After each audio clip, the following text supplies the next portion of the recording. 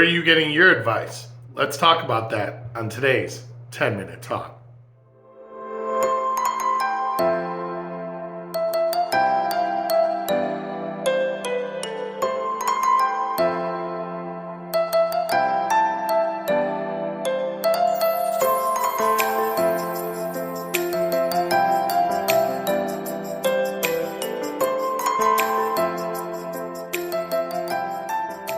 Hey friends, Pastor Jay here with today's 10-Minute Talk, and I'm so glad you're joining me today. I'm here in Yakima, Washington, of course, at Spirit Life Wesleyan Church. Please subscribe to this YouTube channel below to not only see our Monday 10-minute devotionals that we're doing right now, but also our live services on Sunday mornings. So I asked the question in the intro there, where do you go for advice? It's a pretty simple question, and actually today's 10-minute talk is going to be more like today's 5-minute talk. But I really want to hone in on something in the Bible that a lot of people forget about. So first, we're going to go to something people don't forget about. We're going to be looking at the Great Commandment, Matthew 22, 37 through 39. It says this, "And he said to him, you shall love the Lord your God with all your heart and with all your soul and with all your mind. This is the great and first commandment. And the second is like it, you shall love your neighbor as yourself." Now, I think so many of us are familiar with that verse, that passage. And I've actually preached on that a few times. And I think I've talked about it here on 10-Minute Talk a few times. And I think it could be talked about every time, because it's not something we're necessarily great at. However, I want you to think about why that was said. Friends, that was said because somebody asked Jesus the question, what is the greatest commandment? What is the most important? Somebody asked him that question. And so I guess my quick and short of it today is this. If you have decisions to make in your life every day and you're looking for the correct answer, I know there are godly people in your life, godly friends in your life that you can go to. But friends, why not ask God first, as this gentleman did? Because the answer Jesus gives here kind of covers all of it.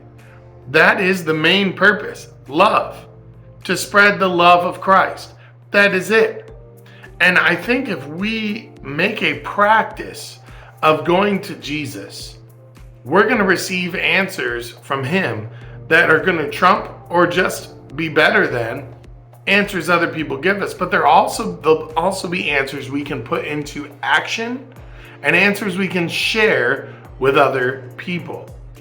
And friends, that's literally what the Great Commission is about, is putting it into action and things we can share with other people. But we have to put it in action with ourselves first.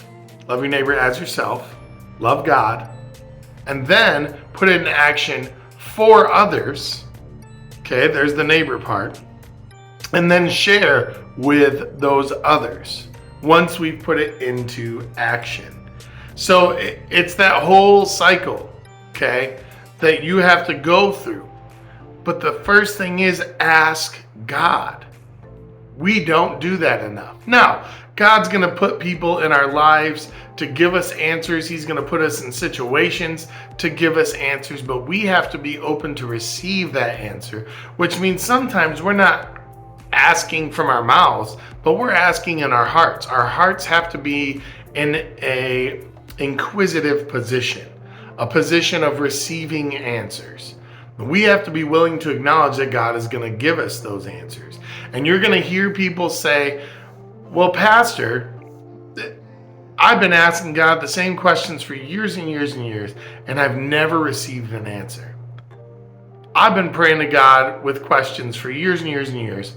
I've never received an answer. Well, friends, I hate to tell you this. I hate to be the one to break the news. But there's two categories we may not be considering in that situation. We're waiting for a yes. Sometimes the answer is not yet, okay, which is frustrating, but we can deal with the not yet. But sometimes the answer is no. A lot of people throw around this term unanswered prayers. I have so many unanswered prayers. Maybe God said no.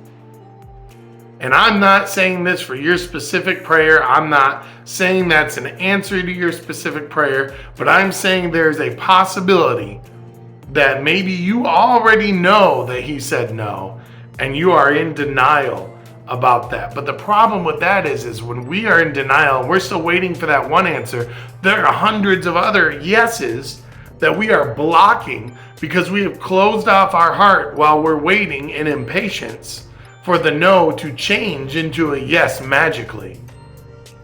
But friends, if you've ever been a parent, as God is to us, a father, you know that when it's a no, it's probably a no. And a lot of times even a maybe is a no. And I don't think God answers with maybes, because he says let your yes be yes and let your no be no. He says not yet, but he doesn't say maybe. So that's all I'm asking today, friends, is we need to ask God. We need to be open to receiving yeses and nos. And that is a scary thought. But friends, that is the reality. Some things we think are good for us are actually terrible for us and terrible for other people. And we have to say no. Conversely, sometimes we have to say no to people, even when we feel like it should be a yes. Because in the big picture, if we say yes, we're going to harm our walk and their walk. And friends, that is not love. And that is what God asks us to do after we ask him what we should do. Hey, thank you for joining me. That's today's 6.5 minute talk. I hope you have an amazing week this week. And I hope you are blessed in everything you do.